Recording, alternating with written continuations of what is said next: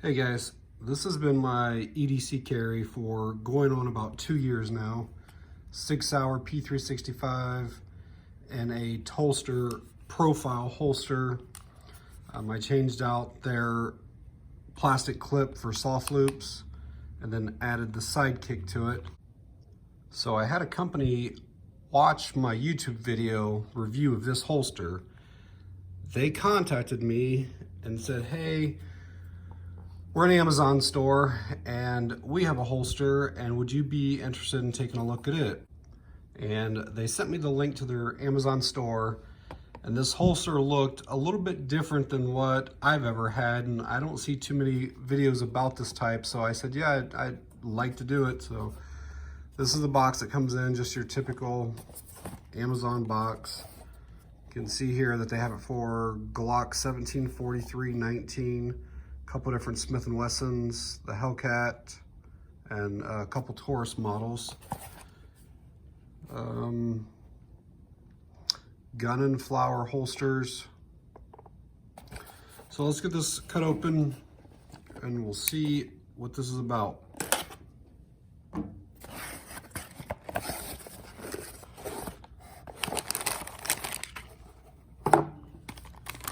So what's a little bit different about this holster is that it's a Kydex shell, which is fairly normal. We'll see what all is in here.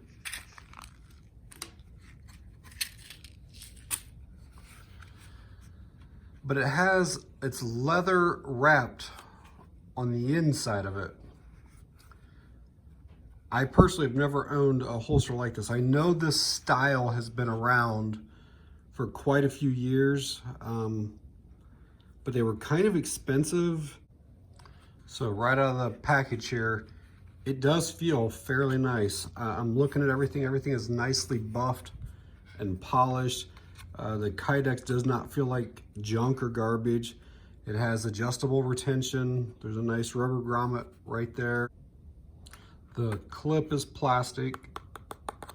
It's got a nice angle here, if you can see that, to stay on the belt. It can actually fit, right now it's set up for 1.5 inches, but this little piece right here, you can actually change the direction. You see how that's right there? You can flip this the other way, and the same clip works for 1 3/4 inch belts. And I may take this apart here in a little bit and show you guys that. Looking at it first thing here, I'll have to wear it for a while to see, but I kind of don't know about this point right there. Sometimes the point like that can be a little bit of a pressure spot. So if that starts digging in, I may have to round that off a little bit. Let's see on this one. Yeah, you see how this here, it's more of a rounded, there's not an actual like point like that. You see how that looks different, and that is very comfortable. I don't notice any rubbing at all, so I'll have to see. But if it does rub, I can just take the Dremel and just round it off a little bit more. It's not a big deal, just something I'm noticing right away. So let's check on retention right out of the bag here. We'll see if it fits. And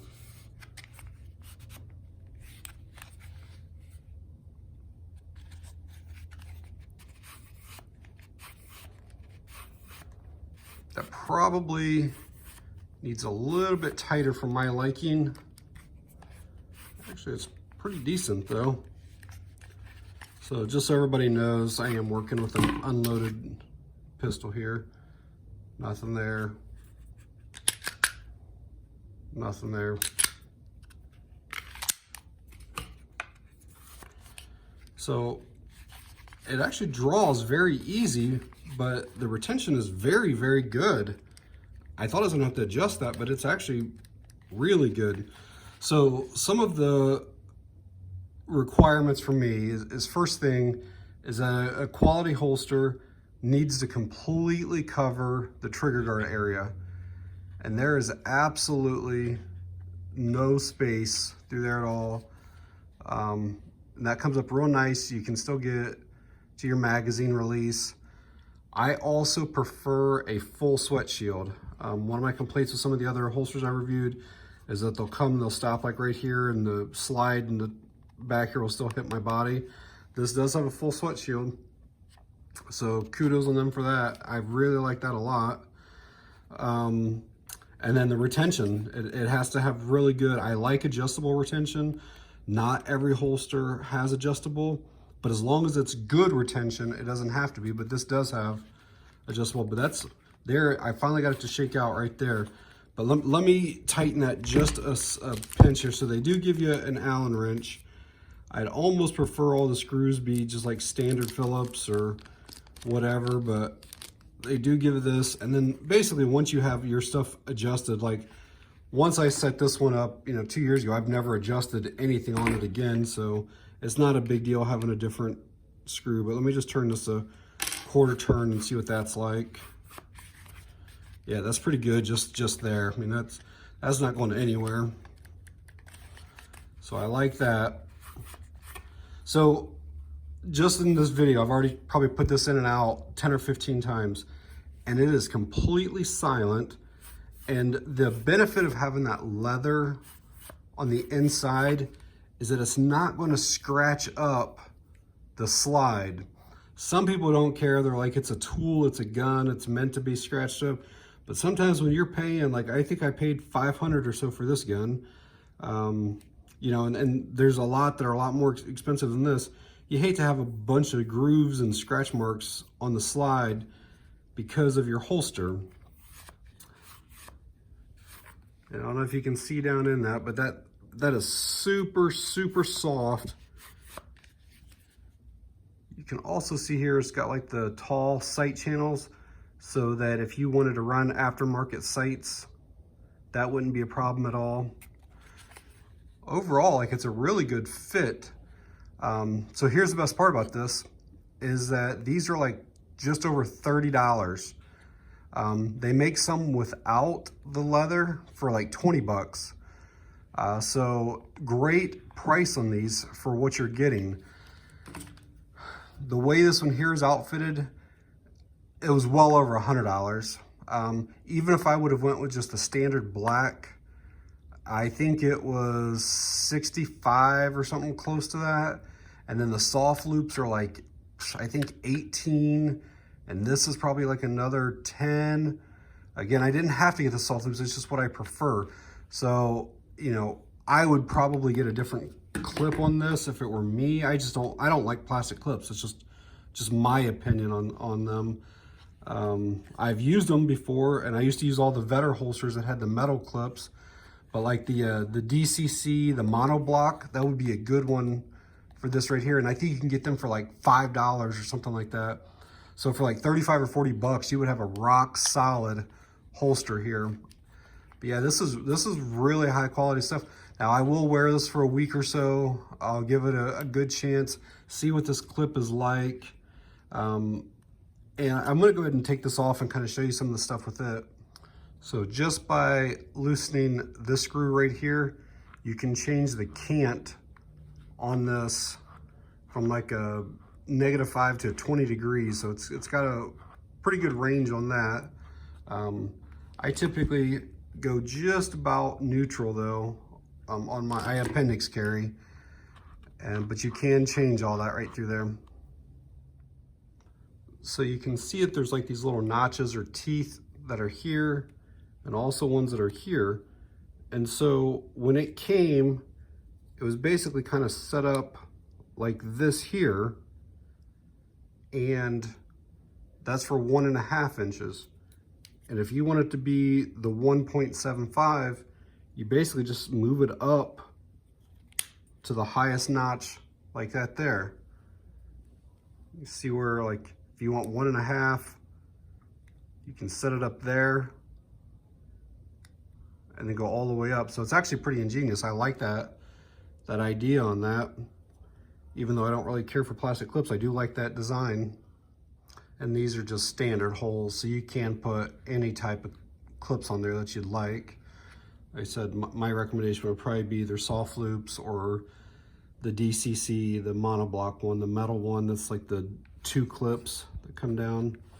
But when I put it back together, I do have an extra set of soft loops, but I'm gonna put their plastic clip back on because over the next week or so, I wanna give their actual, the way it comes to you, I wanna give that a chance and see how that is. So something that I've noticed already is that I put this back together in the 1.5 inch position. That's the thickness of my belt.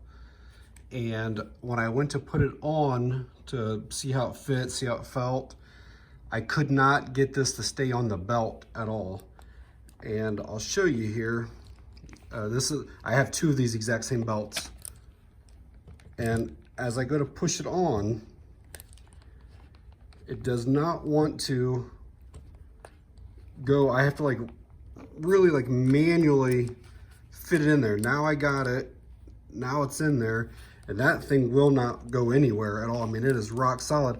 But with my jeans that I'm wearing right now, I could not get this to go on at all. So you don't have to do just 1.5 inches or 1.75 inches. There was like 2 or 3 notches in between. So I'm gonna go up 1 more notch and see if I can get it to fit on my belt that I'm wearing. And part of that reason is like this belt is super, super thick. I mean, this is an actual leather gun belt. If you were using one of those nylon belts or whatever, you wouldn't have any trouble fitting 1.5 inches onto that. Here is a Vetter nylon gun belt, just to kind of show you that that position would work for it. It snapped right in, no problem at all. Fits right in there. So like I said, if you're wearing just a regular belt, it should work fine. If you are wearing a nylon belt, it should work fine. A thick gun belt, you might have to go to one of the positions between 1.5 and 1 3/4.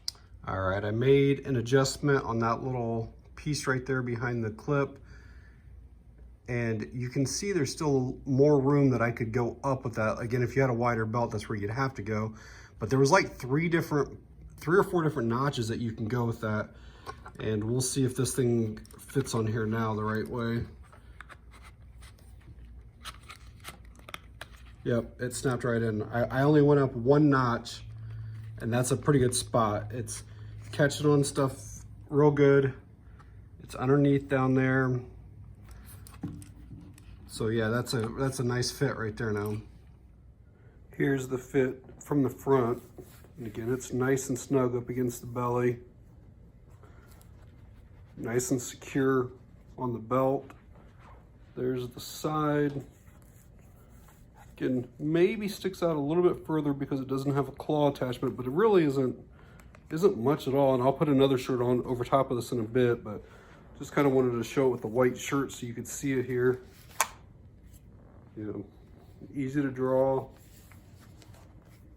And again, I kind of like to take my thumb so I know that it's seated all the way down in there. You know, real quick and easy.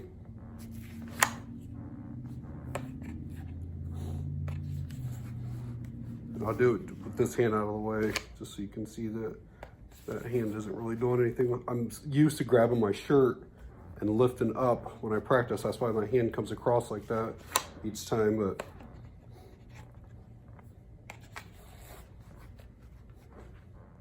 and this is with just a regular polo shirt on, and again, you would never see anything at all. You see a wrinkle on my white shirt more than what you would see, you know, anything from the gun. So like if I pulled my shirt super, super, super tight, you could maybe see a point right there, but would have no idea what anything was. But just any type of loose fitting t-shirt or anything like that, yeah, you would never know.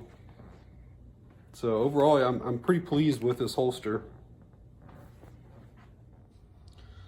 So I've been able to spend you know, a few days, you know, using this holster, and got a few things on my takeaways here. I think for the $35 price tag, and there may occasionally be like discounts or coupons available that you can click on Amazon, I definitely think it's worth it. It's got basically everything that I like in a holster, as far as the fully covered trigger guard, the full sweat shield, great retention. I thought that this area right here was gonna bother me a little bit, but it did not. But the reason that it is that the grip of the gun does stick out just a little bit more than what it does with my profile holster. And that's most likely because of the claw that I added to this one. Theirs is called the Sidekick, but same idea. There's plenty of room on here that I could add something. This thing was basically just like a peel and stick kit, and I actually think I have another one of those somewhere around. But I definitely noticed that carrying this gun, that the grip stuck out, which if you imagine this sticking out, that means that piece right there is coming out away from my body a little bit. So I did not notice that angle right there hitting into me. The other thing that I noticed, it's kind of a positive, but kind of a negative as well. I guess that we've gotten so used to that click. When you put a gun into a Kydex holster, you hear that click sound. So if you're at the range or whatever, if you're doing dry fire, whatever it might be, you hear that click every single time. And that kind of lets you know basically that you're fully seated into the holster. What that also tells you is that like your shirt did not drop down in the holster, and you got something tangled around the trigger as you're trying to push it in. So if you know that you're there, it's all the way in. With something that's leather lined, you don't hear that at all. So I mean, I can feel when it goes all the way down. I know from the top of my thumb where I'm at the top of the holster. So that's how I kind of would guide it and know exactly that I'm all the way down in there. Some people need to be able to hear, they like that audible and tactile click as they go into the holster. So it was a little bit different every time I would unholster and then reholster to not hear that or feel that. But like I said, what I would do is I would basically, as I go in, I would feel for my thumb once I got to where that is. And that sweat shield is a nice way of knowing that you're all the way down in there. Over the last few days, I probably have put that gun in and out of this holster probably 300 or 400 times. And there's a little bit of wearing through here, some darker spots through here. But overall, I don't see really anything that's starting to go away with it. Maybe a little line right there. You know, like my concern would be like, what happens if this stuff starts to wear away? Does it put uneven wear marks on your slide? But most people are not going to unholster and reholster 300 or 400 times, you know, in a year or a lifetime of a gun. Like I would just sit around and basically just take it in and out just to kind of see if it was going to do anything to it, and it really did not. So a few minutes ago we talked about holstering and having that positive click, and well, unholstering, you also have a loud sound with Kydex holsters. It's always loud like that, and that's one thing that's really nice about this style of holster is it's almost completely silent. When you draw your pistol, that is really silent.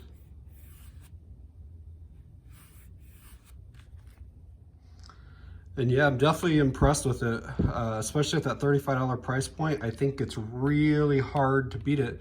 Coming from Amazon, you get it, you try it out for 2 weeks or whatever. If you don't like it, just send it back to Amazon or whatever. I know that they do have a 12-month warranty on these, so if something were to break or whatever, you can probably just reach out to the company. There's an email right there. They probably take care of you. And when I talked earlier about not liking the clip, it's not like this manufacturer's clip. I just don't like plastic clips. Every single holster that I get, I swap out that plastic clip either for a metal one or for soft loops. It's been soft loops the last couple years. And one of the reasons I have a slightly bigger gut, and when I go to sit down at a table, stuff like that, these always tend to slide off the bottom of my belt, and I'm always like readjusting. Or if I go to get in my car, I'm always having to readjust, and it'll sometimes pop loose from the bottom of my belt, which makes it unsecure then. And again, it's not just gun and flower, it's everybody who puts plastic clips. That's why I usually buy 2 or 3 extra metal clips or soft loops and have laying around. So it's not a knock on them. I think that their clip is ingenious. I like that idea how one clip can do multiple belt sizes. That's pretty cool. So yeah, I'll leave a link to this exact holster down in the description. And then you can also check out their Amazon store. Like I said, if you don't want the leather liner, they have like Glock 19 holsters for like 20 bucks. And like I said, they're pretty decent holsters. I would definitely recommend them. All right, guys, that's it on this one. Thanks for watching. I appreciate it.